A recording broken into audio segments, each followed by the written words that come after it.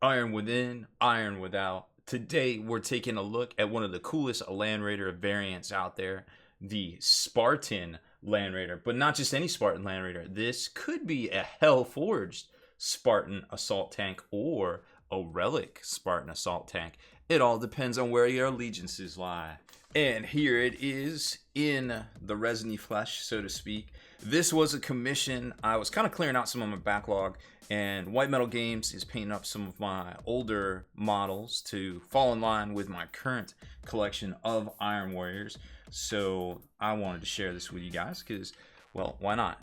That's our agreement, so that's what we're gonna do, right? And they're a great painting studio here locally. Been dealing with them for years. I can't say enough good things about them. They have various levels of paint commissions available. I'll show you that here on their site in a second. But what I like most about them is they effing listen.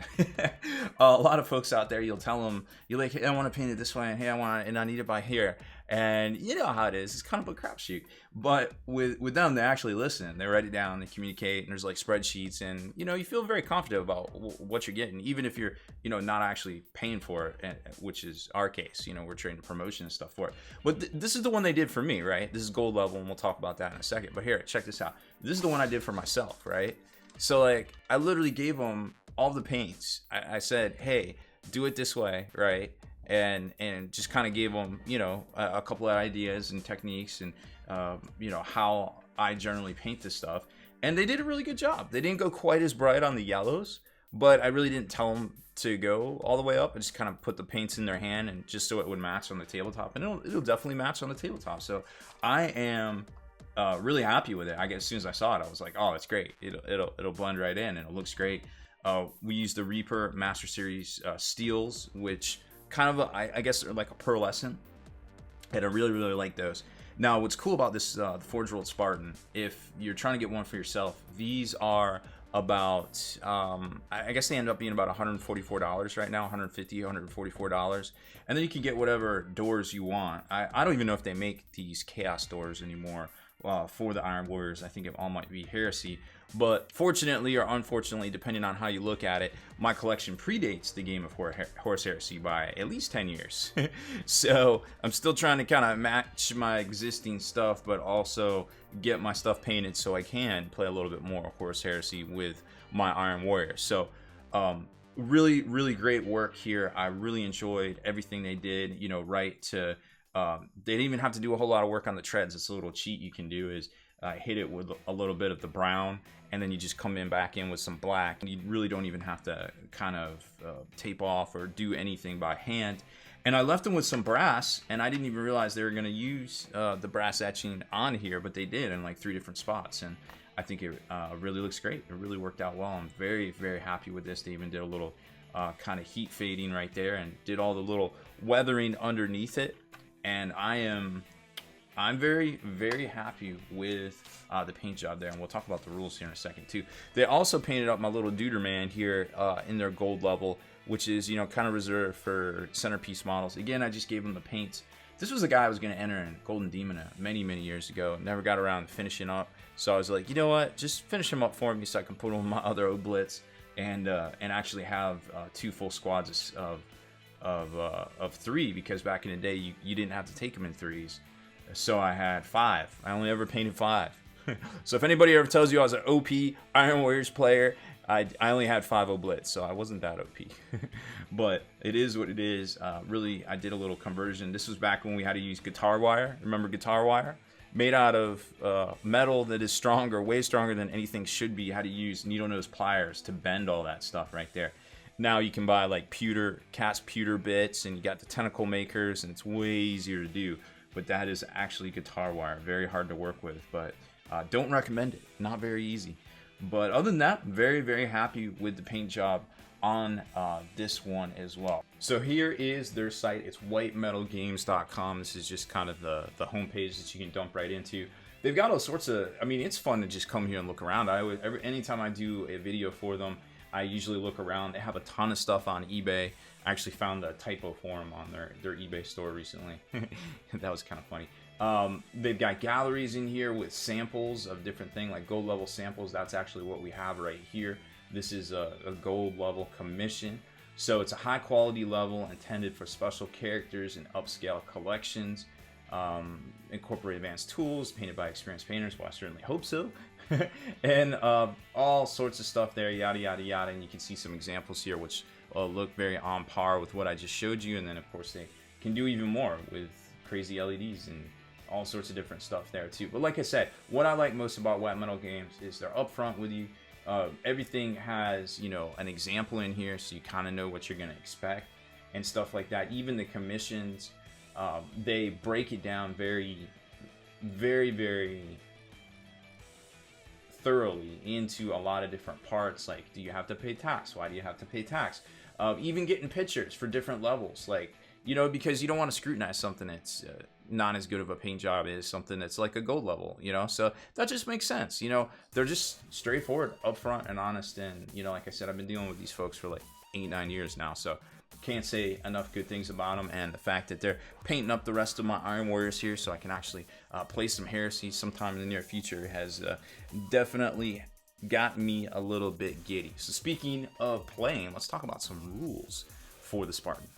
So there's actually 2 different versions of, well, 3 if you count Horus Heresy, but as far as Horus Heresy goes, from what I've heard from people that play, they are good because they transport Terminators, which are actually good in that version of the game, not so good in 40k right now, unfortunately, but that they're good, and the last cannons and stuff are really cool to bring.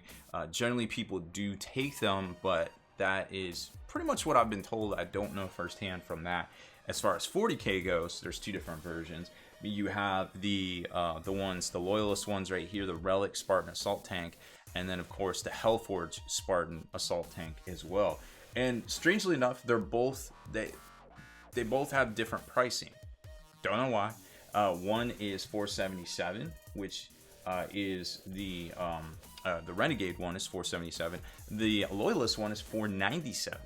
And they're a little bit different. Like the Chaos one gets a little angry and he hits in close combat a little bit better, but has base attacks, whereas the Relic one hits on a standard 5-weapon weapon skill as far as that goes, but it's going to have kind of some different attack profiles right here, but it's only -2. So a little bit different kind of stuff in combat. I don't know if G-Dub originally intended Assault with tanks to be better than it is right now. I mean, it's good, don't get me wrong, but when you're hitting on 5-ups and you got 8 attacks, like, how good is it really? But then again, anything that does that kind of damage is definitely worth talking about right there. This is also a Relic vehicle, so it is a Lord of War, so you can't take another Relic Lord of War without taking a normal Lord of War in your army per the Relic rules right here. And then they also have a stratagem too. If you happen to want to play it for 2 CPs, they're going to allow choose a single friendly Relic unit. All Adeptus Astartes models within 6 of the Relic unit may reroll a first failed hit roll of that phase, but that's only in the fight phase, not in the shooting phase. So not quite as cool as perhaps it could be, unfortunately. Now I lost the page. So it does have 20 wounds, which I thought was pretty cool as far as that goes. When it comes to things and costing, but it's at 500 points. It's definitely probably needs a point reduction because the knights are so much better for the points. And other than the fact that you could hide some drops in here, but you only get a +1 to go first nowadays, so it's really hard to say what the intent was. It is a cool model, and a lot of people it's very desirable, but then again, in a non-casual format, not so good, if you know what I'm saying. However, we'll do our due diligence here. It does have power of machine spirit, so it's not going to be affected by negatives. For moving and firing heavy weapons, some explosion stuff here. You can, of course, benefit from the Rights of Battle rule for a Space Marine captain, or the Tactical Precision for a lieutenant, and reroll 1s to wound and to hit as well. And of course, Guilliman does Guilliman things if you happen to be a Chapter Racket Ultramarine tank.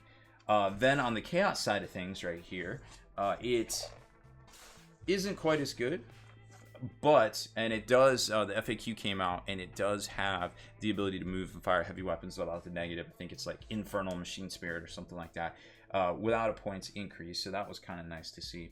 Let's see, what else is there? Oh, when you get dudes out, you roll a dice for each physical unit that gets out, and on a 1, it eats one of the guys because, you know, Land Raiders are hungry apparently. But the cool thing is both of these have quad las cannons. You can switch them out for laser destroyers if you want. You know, heavy 4 quad las cannon hitting on 3s is pretty dope. You know, maybe you'll get that reroll 1 bubble. It's pretty good, and 2 of them on here. You can switch out the heavy bolter for heavy flamer, I believe, twin heavy flamer even. Chaos versions can take the Havoc launcher at 477. Also, probably a little high on points.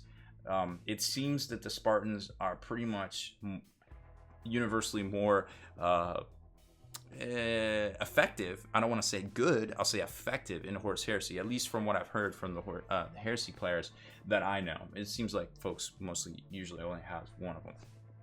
So long story short, the tank itself is actually pretty easy to build from Forge World. I think we have 2 separate how to build videos on this bad boy here on the channel, because they went back and they made the treads actually part of the mold, which is a really good idea on Forge World's part. So for the most part, and it's an easy build. You just have to watch out for a little bit of flash on the treads in the back where the mold sprues are. But other than that, it's a very, very cool tank. I would say of all the Land Raiders is probably the coolest. Maybe the Proteus is a little bit cooler, but it's a little bit smaller too, as far as that goes. Now, I definitely like the the Bombard version of this one, which hopefully I also have one of those being Iron Warrior, so why not? You can also do some tricks too, where you can magnetize in here so it actually rotates the las cannons and such up and down.